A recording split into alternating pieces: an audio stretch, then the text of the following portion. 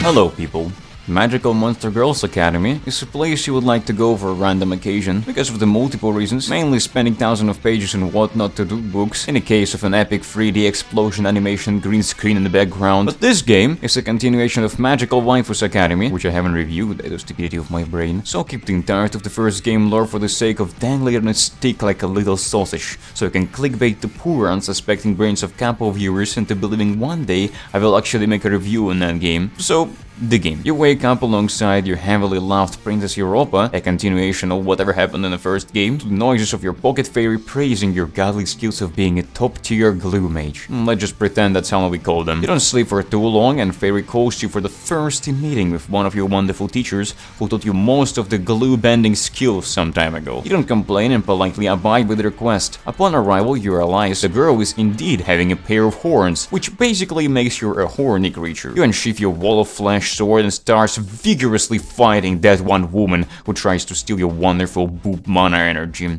Sadly for you, she steals, if not of all energy, but most of it, through the first game, leaving you with a slim chance of survival. Happily though, another friend of your hope right at the glue battle, saving you from permanently being glued to the grave. Your past friend, Sakubi, whose name was Kate, is now a cat tree. Also, steal a bunch of your precious books, one of which allows you to open portals to different places. Gladly, if you played the game and remember the patterns, you still can open the portals to the previous locations, technically, allowing you to skip whatever you want to skip. But as a cult of a genre, you are forced to go through all of this again. So now our path starts again. From the bottom of being a poor to the ground MF who really needs to earn some magical power, please suck my glue guy, to a top tier magical mage who can not only bend glue, but also the boob power. We arrive to the library where a mouse girl, now a decent enough professor, who is stronger than me or my fairy, who also lost her power, gives the direction to her assistant. She's now really lazy after all.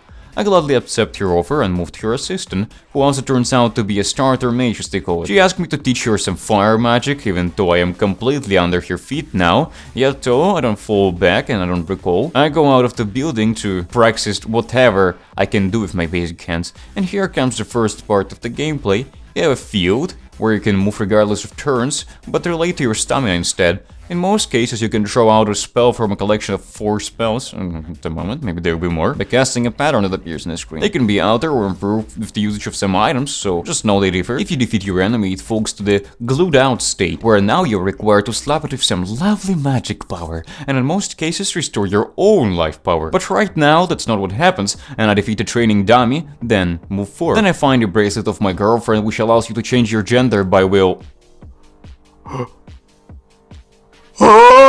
Anyway, assistant of the mouse girl gave me a book with the first portals to open. So, I genuinely just put the last portal location from the previous game. I got glued on. I quit the place and entered the correct pattern, which threw me into the slime den. Enemies here was level below where I was a second ago, so dealing with them wasn't a big deal. But I had some fun using my glue magical power. I went through the entirety of the labyrinth and found the girl who stole my powers again. She didn't really care much about me and wasn't afraid either. Anyway, I asked her to help me out, and because it wasn't against her will, she gave me a scroll the apprentice of the mouse girl asked me to bring. I gladly thanked her and skedaddled on my way. Coming back, I gave it to her. She couldn't go around but by thanking me for all the wonderful things I've done to her.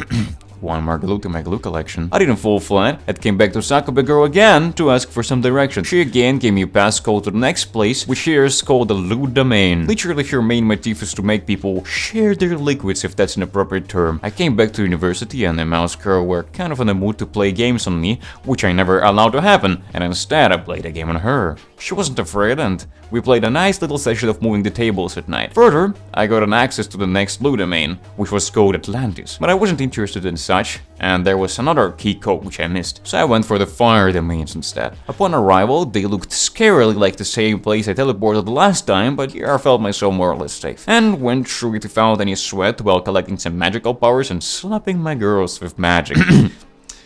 Man, you can't add glue. It's against the rules. I tried to go through this, but accidentally got destroyed. So I had nothing better other than move back and probably never come back of how miserable I felt after losing to a literal weakest succubus. Regardless, there wasn't anything interesting, so I went for the next portal that led me to Atlantis. Instead, I appeared at some lab where was the pages and pages upon in-game lore, which I really did not care about, but there was something along the lines of the Dark Door, and the need to open it with sun and moon energy. Gladly for me, I don't think it turned out to be true, but sadly or not, I think the operations was a success, and there's supposed to be some damned over-the-tip powered creatures. Hopefully, I won't meet them ever, and I will skedaddle back to my glue journey. There turned out to be an automaton anyone can use for their special needs. So that's is what I did, but let's just not talk about that. And I went out of the lab. It appeared to be a toxic place full of mutated rats and caustic slimes. Gladly for me, my skin possesses a full repellent of miasma and any toxins, so dealing with them and any of the cases was 100% of the problem. I went through the dungeon and exited to the green, full of trash and degraded water beach. Interestingly for me, there was a path in the jungle, which my fairy spotted some big collection of toxic energy. I didn't hesitate and almost instantly went in there. Following some random path, I emerged on the other side, where was a factory full of radiation and some other non-human friendly matters. Gladly for me, that wasn't a problem either, and I went through it facing random creatures like cockroaches, slimes, automatas, flying oni ghosts, and to my surprise, Hamina, big cockroach queens. Oh gosh, please take my glue. Anyway, my goal was to lower the green bar on top of my screen, and I did exactly that. I diffused most of the thread by curing them from their toxic appeal, and eventually came back to the beach, which now was a complete and blue heaven, made for me, whoever I bring here. I came back to the Sako before the next direction, and she happily let me feel some hearts of the ghosts, as they call them. Happily accepted and moved back to the university. Mouse Girl and her apprentice was waiting for me to come back, and so I did, and invited them for a little adventure in a funny place with a hot beach. They accepted my offer, and we went to Atlantis. Happily, they were hyped about hopping in a most lively and nice place, and after them sucking out my glue, and me telling this diabolic duo about a secret lab, their scientific brains instantly turned on, and it was no longer about chilling, but about research chilling. We went in there and they started their operation of decoding and encoding stuff. I don't know, I'm not smart, good luck on that. I decided to leave them alone and head for the graveyard, the next location my precious Zuckerberg girl gave me. I went through it happily while meeting some happy looking ghost cat girls, and that was it. Anyway, that's where the game ends at the moment. Of course I turned myself into a girl and did the same, but sadly or happily, everything is big, tedious job. The game itself is a solid S tier, it's super good and juicy packed of lore. Animations are top notch and I didn't even see any static CGIs. Lol. Gameplay is super goddamn playable, and of course, pleasurability is rather glueable. You can find this game by googling each.io, Magical Monstergirls Academy, and buy it if you like to. Other than that, I was your host Kaapal. See you next time on the next hand tier. Peace.